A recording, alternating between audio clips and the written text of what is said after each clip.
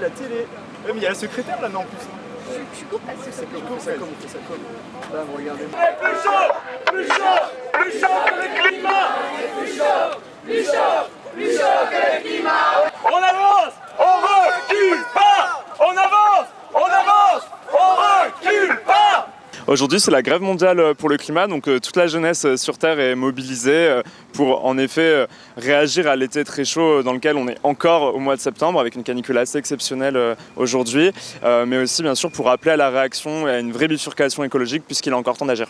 Pour nous, c'est important de continuer à faire vivre ce moyen d'action que sont les marches climat et en même temps, on espère que le mouvement puisse s'élargir, toucher toute la population, mais aussi du coup notre vrai objectif, c'est de mettre les mots d'ordre écologistes en avant dans les médias et aussi attendre des gouvernements et des ministères qu'ils se positionnent clairement là-dessus et engagent des vraies actions.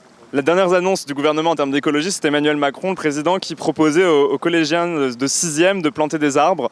Et alors même qu'on était en train de voir les arbres brûler, que ce soit au Canada, que ce soit en Grèce, on a des millions d'hectares qui sont partis en fumée du fait du réchauffement climatique et du fait surtout d'une action et d'une inaction gouvernementale qui laisse faire des multinationales comme Total, qui les encourage même à développer les exploitations fossiles, alors même qu'il faudrait arrêter à tout prix ces exploitations-là, engager la bifurcation écologique. Donc c'est bien sûr des moyens en termes d'énergie, de transport. Et pour nous, en tant que jeunesse, c'est aussi assurer que toute la jeunesse soit vraiment qualifiée, bien diplômée pour répondre à toutes les crises qui vont arriver et organiser une société solidaire. Le compte n'y est pas du tout actuellement. On espère que, même si on n'a plus trop d'espoir avec ce gouvernement, mais en tout cas que la donne change.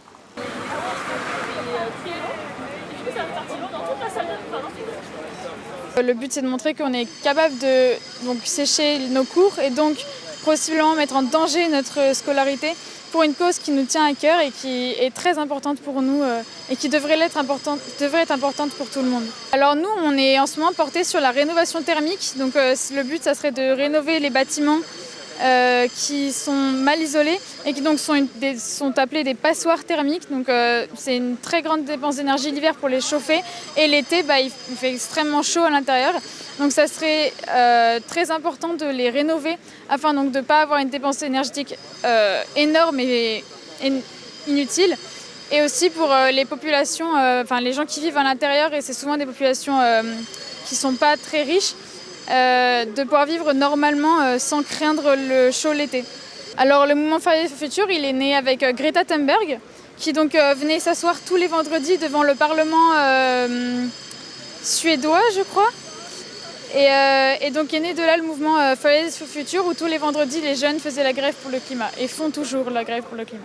Un pas en avant, 3 pas en arrière, c'est la politique du gouvernement. Mon objectif aujourd'hui était de montrer tout mon soutien effectivement aux lycéens, aux étudiants qui sont mobilisés aujourd'hui dans le cadre de cette grève pour le climat et de leur dire qu'on a besoin d'eux, besoin de leur mobilisation pour continuer à faire bouger les choses, puisqu'aujourd'hui on a un gouvernement qui reste globalement sourd à l'ensemble des revendications. Donc il faut qu'on avance et à l'Assemblée et dans la rue. La France a été condamnée, le gouvernement français, pour inaction climatique. Eh bien, les dernières décisions de justice de mai 2023 démontrent qu'en fait, on n'est toujours pas sur la bonne trajectoire. Donc il faut être beaucoup plus ambitieux en termes de rénovation des bâtiments, en termes de financement des transports collectifs, du train.